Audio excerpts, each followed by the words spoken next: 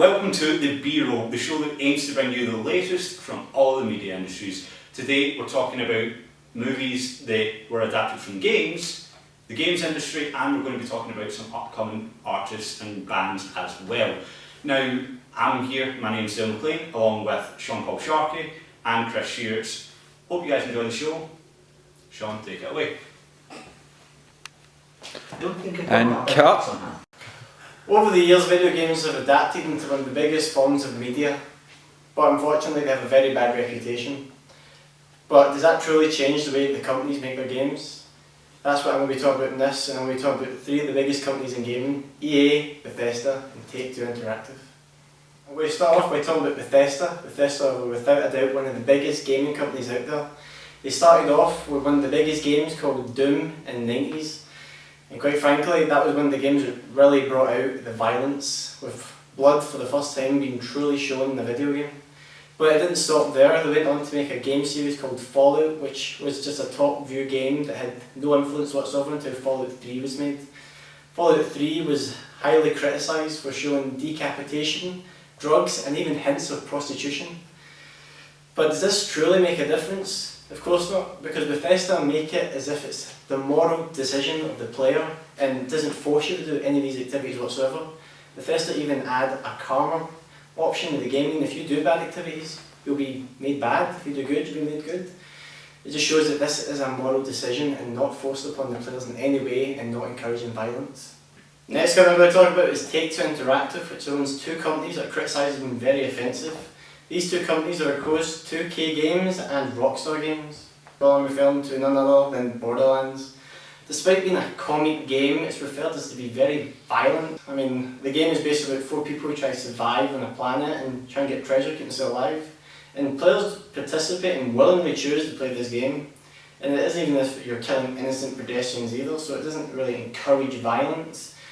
And the weirdest one I've ever heard is that apparently it encourages violence because it has a midget cycle. That's just ridiculous. As if that isn't ridiculous enough, Take-Two's Interactive's other company, Rockstar Games, released a game called Grand Theft Auto 5. This was of course highly criticised as being encouraging violence for young ones, but the game is in fact rated in 18. Why is it young one playing it? There's not a single point in this game where a player is given a gun and is told to kill a random pedestrian. This is in fact choice. This doesn't even inflict a morale system because it's simply about players' decision.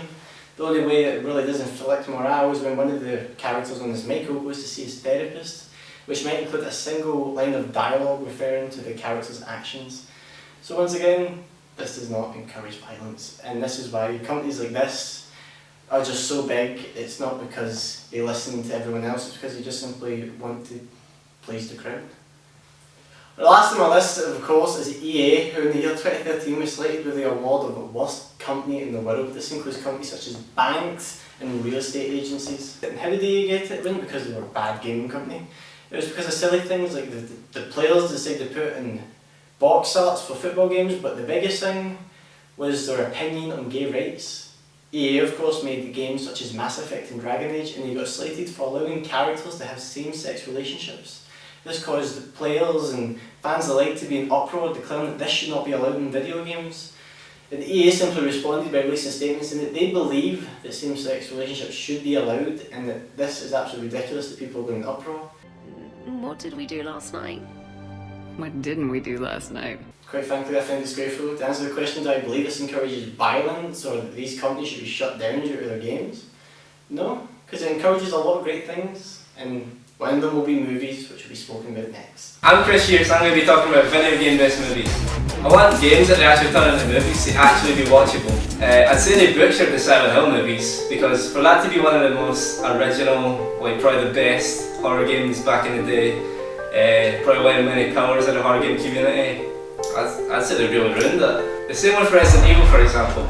I don't actually like the movies, I only watch them to see if they get any better, but not because I like the last movie. And Dead Space, I'd love to see them remake Dead Space and make it something fucking incredible. I mean, check out the effects in this family trailer.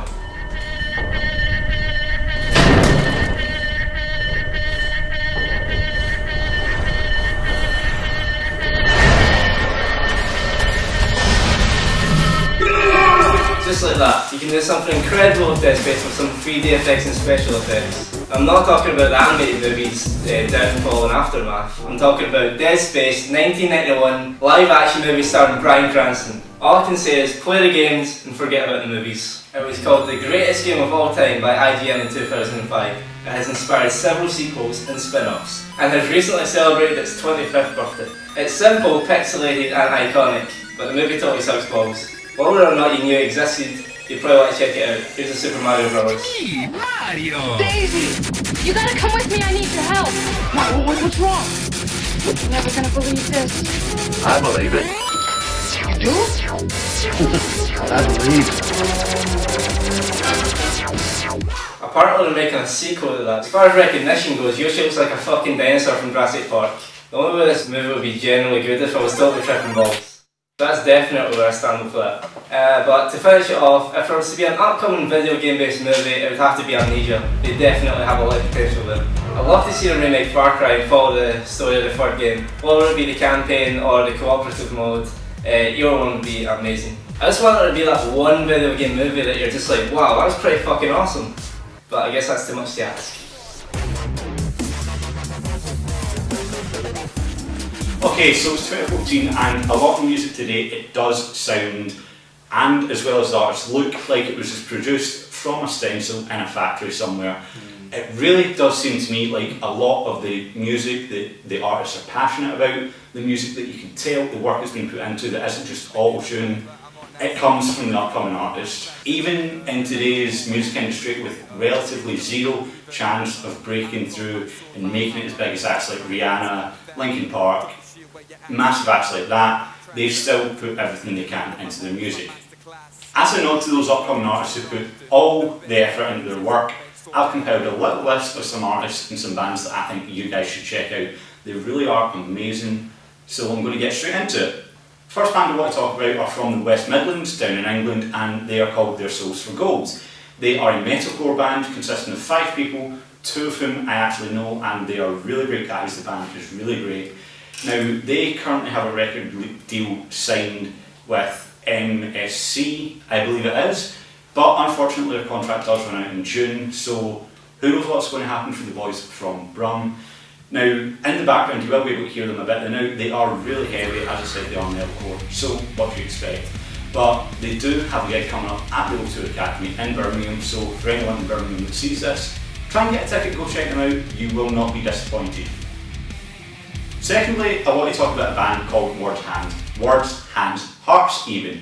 They're a band from Scotland, from around the Glasgow area, and they are, as they call themselves, a group of friends from college who just love making music. And if that doesn't sound like a group of guys that just do it for the love of music, then I don't know what is. They have got some solid covers of Blink-182 up on their SoundCloud right now, so I suggest you guys go to the link down at the bottom of the screen and check that out. I'm sure you guys will enjoy it. Lastly, the music industry is a huge thing to get into. It really does take a lot of work and dedication, but this last band I want to talk about, I really do think that they could make it, especially if they got the chance. They put in so much work, they have so much energy about them, they're passionate about the music, and they are all about entertaining the crowd and entertaining the fans. And this band is called Magic Trick. They are a 4-piece band from Glasgow consisting of David McFarlane, who's lead vocals, Alec McMillan on the lead guitar, Sean Kilman on bass, and Robin Walker on drums. They have a YouTube and a SoundCloud, which will both be down in the description below, guys. I really do recommend that you go and check out all of these bands that we've mentioned. Now, coming up, just as a little treat for you now, I have got some footage of Magic Trick from their recent gig at Ivory Blacks in Glasgow. Hope you guys enjoy it. Here's the video, and I hope you guys have enjoyed the show.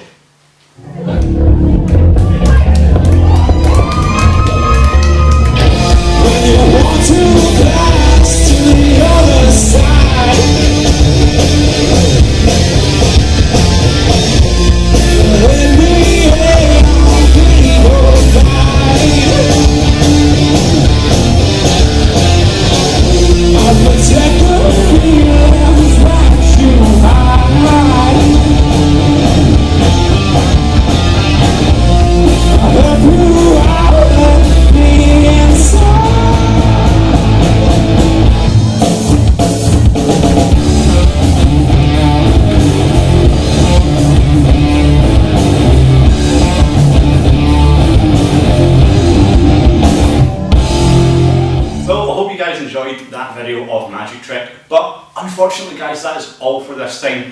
From myself, Sean, and from Chris, and all the crew, we hope you guys have enjoyed the show. See you next time.